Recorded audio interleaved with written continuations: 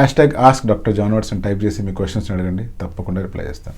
విజయేంద్ర వర్మ 8 సంవత్సరాల అబ్బాయికి hair transplantation చేయొచ్చా?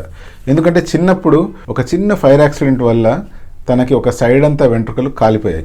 థియరిటికల్లీ స్పీకింగ్ ఇటువంటి సిచ్యువేషన్లో హెయిర్ ట్రాన్స్ప్లాంటేషన్ చేయొచ్చా అంటే తప్పకుండా చేయొచ్చు. బట్ ఆ కాలిన ప్రదేశం గనక ఫ్రంట్ హెయిర్ లైన్ దగ్గరనో లేకపోతే సైడ్ హెయిర్ లైన్ దగ్గరనో అయితే అది చేయడం కొంచెం కాంప్లికేషన్స్తో కూడుకొని ఉంటుంది. అదే గనక కాలిన ప్రదేశం తల సైడ్ భాగంలో కానీ వెనకాల భాగంలో కానీ పై భాగంలో కానీ ఉందనుకోండి, ఏజ్తో నిమిత్తం లేకుండా ప్రశాంతంగా హెయిర్ ట్రాన్స్ప్లాంటేషన్ చేయొచ్చు. ఒకవేళ అది కనుక హెయిర్ లైన్ ఉండే భాగంలో ఉందనుకోండి, అటువంటి సిచ్యువేషన్లో హెయిర్ లైన్ అటువంటిది 15 years దాటిన తర్వాత స్లోగా రిసీడ్ అవుతుంది. కాబట్టి మనం చేసిన వెంట్రుకలు అలాగే మిగిలిపోతాయి, మిగతా సైడ్లో హెయిర్ రిసీడ్ అయిపోతూ వెళ్ళే అవకాశం ఉంది. సో ఫ్యూచర్లో అదొక ప్రాబ్లంలా క్రియేట్ అయ్యే ఛాన్స్ ఉంది.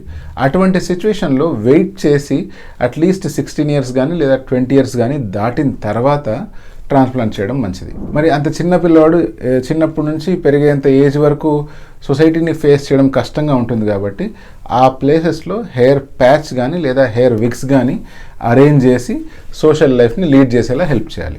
ఐ విష్ ఎవరి పిల్లలు కూడా ఇలా జరగకూడదు. బట్ ఒకవేళ ఇలా జరిగింది అంటే ఏమీ టెన్షన్ పడాల్సిన అవసరం లేదు.